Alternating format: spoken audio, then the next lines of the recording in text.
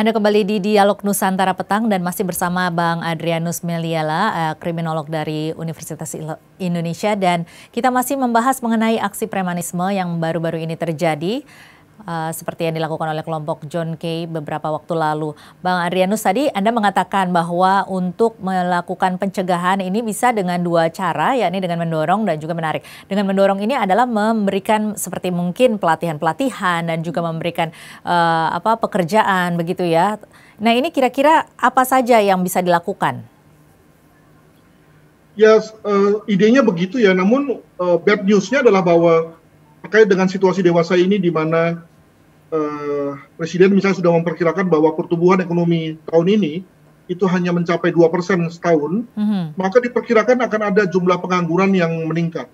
Itu artinya bahwa anak-anak muda itu kemudian tidak terserap dalam melakukan pekerjaan formal dan informal, dan selalu ada kemungkinan mereka kemudian tergiur bergabung ya dalam berbagai kelompok preman-preman yang kemudian bisa mendatangkan penghasilan yang besar begitu ya. Betul, jadi, apalagi ini ya, di tengah pandemi seperti ini ya, di mana orang yang tadinya memiliki pekerjaan saja kena PHK begitu ya. Bagaimana dengan ya tunas-tunas premanisme seperti ini ya? Itu dia. Memang betul bahwa proses entrance atau proses masuknya mereka ke dalam kelompok-kelompok kejahatan ini tidak mudah. Dalam arti bahwa tidak seperti halnya orang yang melamar kerja lalu kemudian diterima, tidak begitu. Tapi ada proses proses transmisi, proses habituasi gitu ya, di mana kemudian mereka lalu kemudian bergabung. Ada yang memakai pendekatan etnis, ada yang memakai pendekatan lokasi ya, ada beberapa proses entry ke dalamnya, lalu bergabunglah mereka.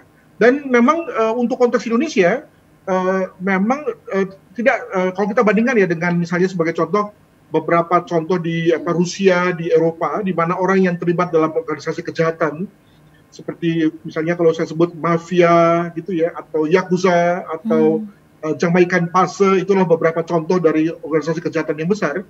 Maka mereka-mereka yang terlibat di dalamnya itu umumnya kemudian dari segi remunerasi, dari segi penghasilannya itu umumnya gede-gede. Ya, anak-anak muda yang tidak punya pekerjaan dan juga tidak punya pendidikan yang baik, begitu kemudian menjadi bos pengawal-pengawal, penagih hutang ya, menjadi pengaman-pengaman perusahaan, ya, pengaman-pengaman bos misalnya, maka kemudian lalu bisa berubah hidupnya luar biasa. Bisa punya mantel bulu yang mahal, bisa punya mobil yang mahal dan seterusnya. Untuk Indonesia itu tidak terlalu begitu, tidak terlalu besar penghasilan mereka. Di pihak lain lalu risikonya untuk tertangkap, terluka bahkan tewas juga cukup tinggi. Jadi sebetulnya memang orang yang lari ke kelompok-kelompok preman itu sebetulnya tidak terlalu menjanjikan juga dari sisi pilihan pekerjaan dan juga dari sisi pilihan karir. Demikian. Tetapi kan di tengah pandemi seperti ini, memang itu merupakan salah satu bisa menjadi juga salah satu pilihan hidup begitu ya, karena desakan ekonomi yang demikian besar. Apakah mungkin situasi seperti ini menjadi pendorong semakin banyaknya aksi-aksi preman atau preman ini sendiri? Tadi saya katakan betul sekali, hal itu amat mungkin. Jadi kalau kita bicara mengenai strategi menarik mereka untuk keluar, itu tadi masyarakat pada umumnya, negara pada umumnya tidak memiliki stimulus untuk itu, gitu ya. Nah, maka mungkin secara sistematis negara memakai pertama cara mendorong, yakni dengan cara menekan mereka, memberantas mereka, tidak memberikan ruang bagi mereka ketika melakukan satu tindakan yang bersifat melanggar hukum, ya, dan segera membawanya melalui jalur kepolisian untuk kemudian disidik, dituntut dan kemudian diputus pengadilan dan dibiarkan kemudian masuk penjara begitu ya. Karena tadi negara tidak bisa mengakomodasi mereka untuk bekerja mengingat tadi lapangan pekerjaan yang jauh berkurang dewasa ini. Artinya ini merupakan salah satu kejadian yang kemungkinan perlu kita waspadai terutama dengan adanya pandemi seperti ini gitu. Bagi saya ini adalah satu alarm saja, satu penanda bahwa memang premanisme masih ada di Jakarta ataupun kota-kota besar lainnya, sehingga kemudian dalam hal ini para penanggung jawab keamanan di ibu kota maupun di Indonesia itu lalu alert ya, waspada bahwa Indonesia masih memiliki bekal ya untuk kemudian dibuat rusuh oleh organisasi atau kelompok-kelompok seperti ini.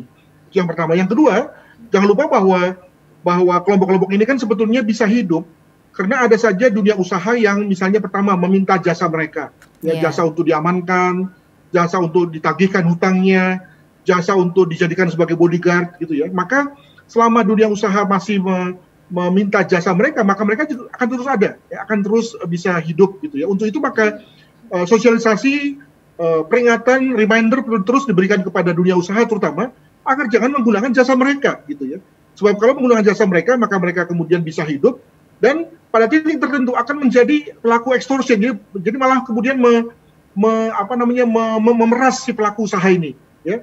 Jadi alih-alih pertama untuk memberikan keamanan, dan kedua dia adalah justru menjadi penghisap si dunia usaha ini, gitu ya. Nah, karakter ini perlu diwaspadai oleh dunia usaha dalam rangka menggunakan jasa mereka. Nah, ketika dunia usaha tidak lagi menggunakan jasa mereka, maka diperkirakan premanisme ini akan turun drastis ya, sehingga kemudian sampai pada titik nol lah, atau titik yang minimal yang kemudian tidak mengganggu kita semua. Kalau dunia usaha ini memerlukan jasa-jasa mereka, berarti kan ada kebutuhan di situ. Nah, bagaimana supaya mereka tidak lagi digunakan, tetapi apa alternatifnya kalau begitu?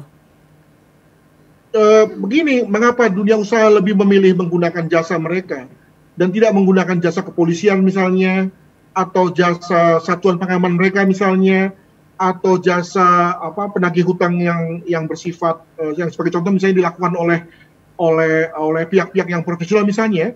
Karena tadi si dunia usaha ini juga mengerti bahwa mereka misalnya meminjamkan uangnya atau melisingkan barangnya ke pihak-pihak yang sebetulnya secara ekonomi tidak profitable, ya tidak prospektif begitu ya, sehingga kemudian terlalu berisiko dan ujung-ujungnya macet gitu ya. Nah, maka kemudian mereka tidak mau disalahkan gara-gara piutangnya macet, maka kemudian lalu mereka menggunakan jasa debt collector yang dalam hal ini biasanya diisi oleh para kelompok-kelompok preman ini. Nah, jadi dengan kata lain ya ini juga menjadi satu remarks bagi dunia usaha untuk melakukan kegiatan secara prudence, secara berhati-hati dan jujur juga gitu ya.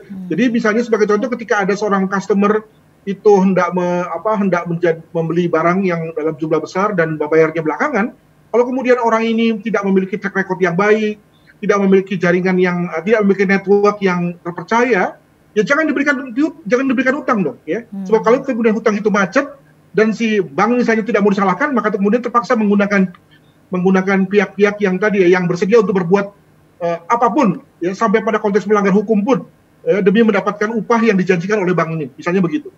Oke, nah ini kalau kita bicara mengenai John Kay, ini kan merupakan ya kita tahu lah ya bahwa John Kay ini merupakan preman yang kambuhan juga dan baru bebas bersyarat pada Desember 2019. Tetapi kemudian aksi premanismenya kemudian dilakukan kembali. Bagaimana Anda melihat hal ini ya? Apakah memang premanisme ini seperti suatu suatu ketagihan atau seperti apa? Ya, yang saya ketahui bahwa memang terkait dengan aktivitas John Kay yang terlibat dalam dunia kejahatan itu mengecewakan banyak pihak ya, khususnya di jajaran pemasyarakatan yang untuk sementara memang sebelumnya itu melihat John Kay sebagai satu contoh baik ya, model yang baik dari mereka-mereka yang sudah tobat ya dan berjanji tidak mau lagi kembali ke dalam dikatakan dunia sudah tobat kejahatan. Begitu ya. Tapi ketika mereka yang bersangkutan kemudian kembali terlibat ya mau nggak mau harus kemudian dilakukan satu penegakan hukum. Asimilasinya dicabut dan dia harus menjalani hukumannya sampai selesai.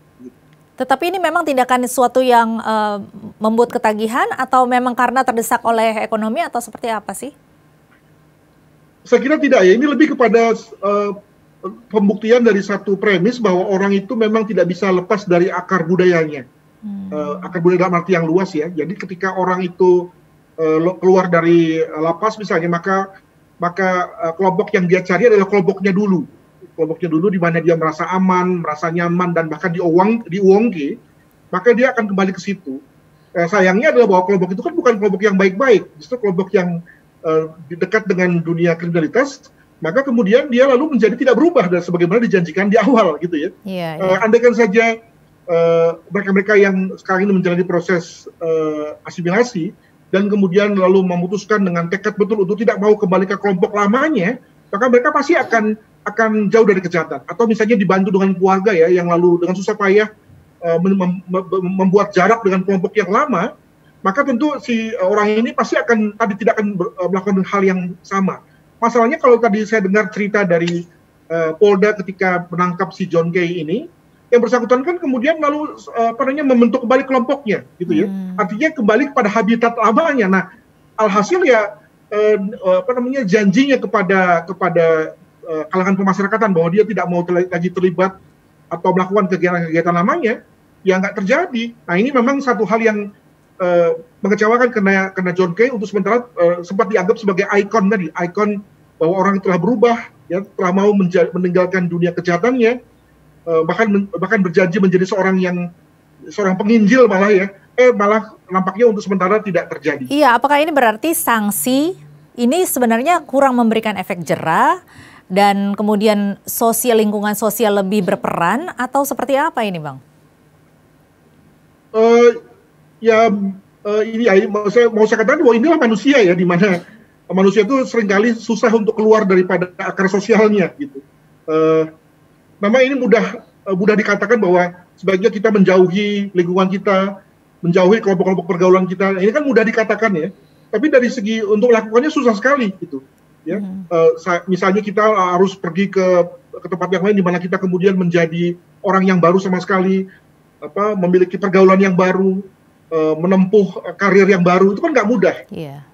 Orang lebih suka untuk kemudian kembali ke tempat yang lama, kembali ke komunitas lama, di mana dia merasa nyaman di situ, bahkan dia pernah menjadi pimpinan di situ. Ya, seringkali itu menjadi satu hal yang amat manusiawi gitu ya. Nah, bayangkan bahwa kalau untuk orang seperti John Kay saja kemudian jatuh pada cara berpikir tadi, apalagi anak-anak muda yang boleh saya bilang masih unyu-unyu gitu ya, yang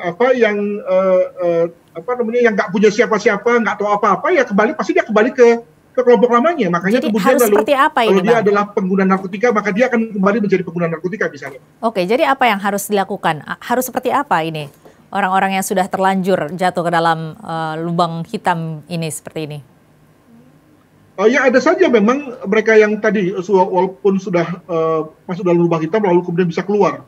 Dan di sini memang ajaibnya adalah bahwa dukungan keluarga itu luar biasa ya untuk membantu mereka untuk stay away atau tetap keluar dari lubang hitam tadi gitu. Nah masalahnya adalah bahwa bagaimana kalau keluarganya sudah nggak ada, keluarganya sudah meninggal, sudah nggak mau lagi berurusan dengan si A ini misalnya, karena sudah kapok, membuat malu gitu ya keluarga, sudah nggak mau lagi kenal dengan si A ini, maka alhasil dia pasti akan menjadi orang yang seperti luntang-lantung. Dari sekitar 150 orang yang melakukan kejahatan kembali, reoffender, setelah mereka dibebaskan dalam rangka asimilasi, maka kalau dilihat dari rata-ratanya adalah orang-orang yang memang tidak punya keluarga. Keluarganya tidak lagi mau menerima mereka, keluarganya juga amat miskin, sehingga lalu kemudian mereka untuk hidup itu lalu tidak tahu lagi harus hidup dari mana, dan segera berpikir cepat, yakni udah kalau gitu berbuat kejahatan kembali saja, dilalah ketahuan, ketangkap, dan kemudian terpaksa masuk ke penjara lagi. Gitu. Jadi harus bagaimana ini terakhir, Bang Adrianus, singkat saja. Jadi harus seperti apa ini supaya tidak kembali terulang lagi? Apa? John Kay atau siapa? Iya, untuk preman-preman ini apa yang harus dilakukan? Apakah harus memberikan sanksi dengan efek jera yang kemudian digabungkan dengan adanya dukungan dari keluarga atau dukungan dari lingkungan seperti itu? Ya, bagi saya begini saja bahwa memang premanisme itu adalah suatu jenis gangguan di masyarakat, tapi toh gangguan ini tidak besar-besar amat ya, tidak serius-serius amat gitu. Ya memang ketika sudah jadi konflik seperti geng war yang kemarin terjadi, ya itu memang mengerikan. Tapi kalau kita misalnya tidak mau bersentuhan dengan mereka, bisa kok gitu ya. Kalau kita tidak mau pakai jasa mereka juga bisa.